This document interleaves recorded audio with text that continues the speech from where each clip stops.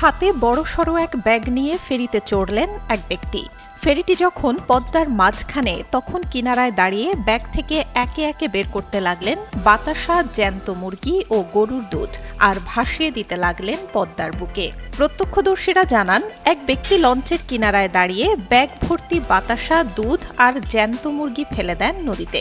তিনি চলে গেলে মুরগি দুটিকে উদ্ধার করে সেখানে উপস্থিত অপর এক লোক। মানতের অংশ হিসেবে এসব নদীতে উৎসর্গ করা হয়েছে বলে ধারণা করছেন তারা। তবে কি উদ্দেশ্যে মানত করেছেন তা জানা যায়নি। নন ইনভার্টার এসির দামে ঘরে আনুন বিদ্যুৎ সাশ্রয়ী ইনভার্টার এসি।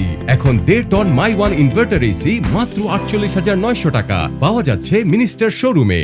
স্থানীয়রা জানান, পদ্মা নদীকে কেন্দ্র করে বিভিন্ন সময়ে মানুষ নানা ধরনের মানত করে থাকেন। কেউ লবণ, কেউ মিষ্টি সহ নানা সামগ্রী নদীতে উৎসর্গ করেন। কিন্তু এভাবে তাজা মুরগি, দুধ ও বাতাসা একসঙ্গে নদীতে ফেলার ঘটনা এর আগে দেখা যায়নি।